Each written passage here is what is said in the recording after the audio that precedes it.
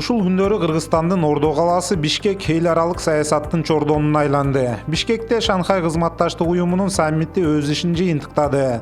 Жыйынтыгы Бишкек декларациясынын кабыл алынышы жана ар кыл багытта өз ара кызматташууну караган ондогон документтерге кол коюлушу. Шанхай кызматташтык уюмуна мүчө жана байкоочу макамындагы мамлекет жетекчилерин президент Сооронбай Жээнбеков мамлекеттик аларча резиденциясында тосуп алды. Шанхай кызматташтык уюмунун ишмердигинин приоритеттүү багыттары коопсуздук, терроризмге каршы күрөш, экономика жана гуманитардык байланыштар. Дүйнөдөгү жана региондогу жаңы коркунучтарга Шанхай кызматташтык уюмунун коргонуу күчтөрү биргелешип каршы туруп келет.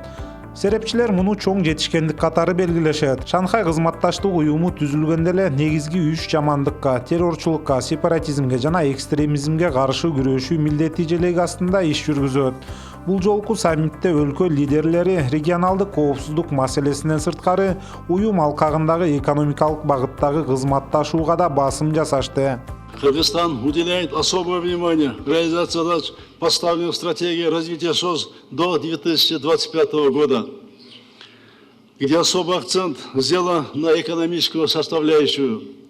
Важно дальнейшее углубление транспортно-логистических связей между государствами, которые включают и государства-наблюдателей.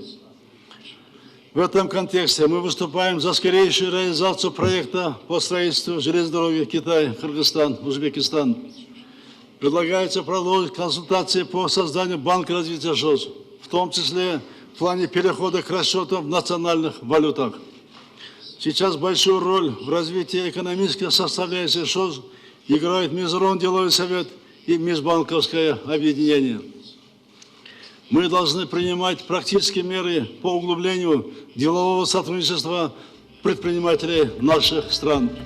Шанхай кызматташтык уюмуна Индия, Казакстан, Кытай, Кыргызстан, Пакистан, Россия, Тажикстан жана Өзбекстан мүчө. Шанхай кызматташтык уюму 8 өлкөнү бириктирген планетадагы эң абройлуу уюмдардын бири. Жалпы калкынын саны 3 миллиардтан ашуун. Аянты менен да айырмаланып дээрлик адамзаттын жарымынын кызыкчылыгын коргогон бирикме. Уюмдун саммитине Ооганстан, Белоруссия, Иран жана Монголия президенттери байкоочу макамында катышты. Поощрять участие заинтересованных правительственных структур и деловых кругов в реализации совместных проектов, имеющих интеграционный потенциал. Важно стимулирование производств, создающих региональные цепочки добавленной стоимости. Развитие аграрного сектора, производство и переработка экологически чистой сельскохозяйственной продукции, зеленая экономика является приоритетным направлением нашей совместной деятельности. Считаем важным расширение международных связей ШОС с региональными экономическими интеграционными объединениями.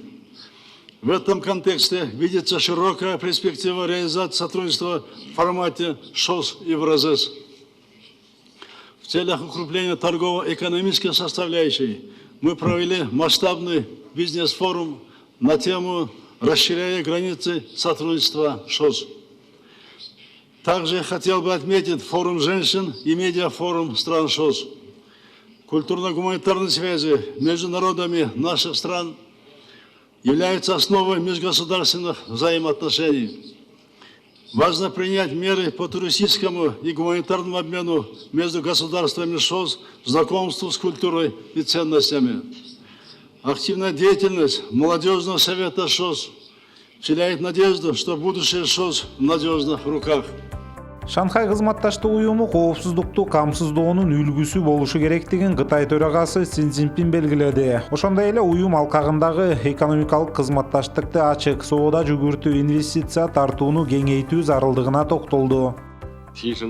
Биз көп кырдуу соода системасын калтырууну жана ачык дүйнөлүк экономиканы калыптандырууга чакырабыз. Соода жана инвестиция жаатындагы институционалдык негизди чыңдоо маанилүү деп эсептейбиз. Регионалдык экономиканы азыркыдан да ачык, толеранттуу кылуу зарыл. Бир алкак бир жол экинчи форумунда жетишилген макулдашууларды ишке ашыруу керек. Өзбекстандын президенти Шавкат Мирзиёев Шанхай кызматташтык уюмунун алкагында жашыл экономикага көңүл бурууга чакырды. Бул багытта өзүнчө программа кабыл алуу керек деп эсептейт. Стратегия сотрудничества ШОС по развитию взаимосвязанности эффективных экономических и транспортных коридоров, концепции взаимодействия в области умного сельского хозяйства и внедрения агроинноваций.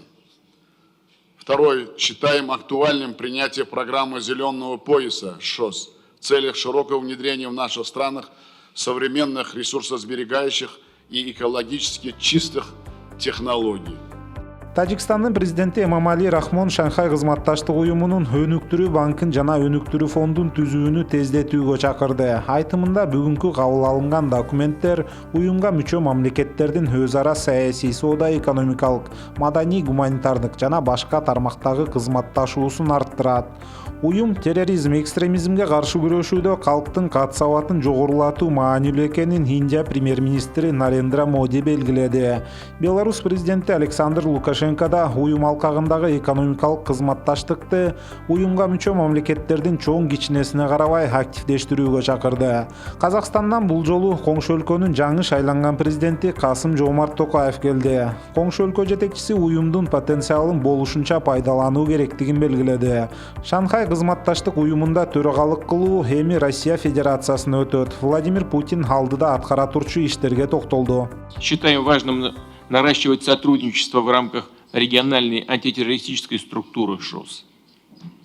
Блокировать финансовую подпитку террористов за счет доходов от наркотрафика. Делать все, чтобы не допустить попадания в их руки химического, биологического и иных видов оружия массового уничтожения.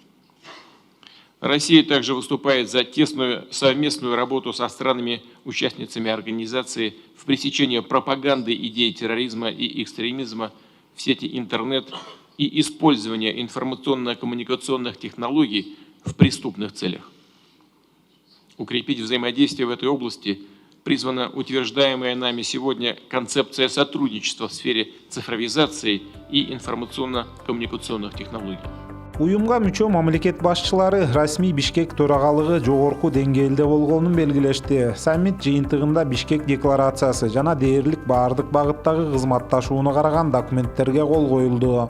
Бишкектеги Шанхай кызматташтык уюмуна мүчө мамлекеттердин башчыларынын кеңешинин жыйынын чагылдыруу үчүн 500дөн ашуун чет элдик жана жергиликтүү жалпыга маалымдоо каражаттарынын өкүлдөрү катышты.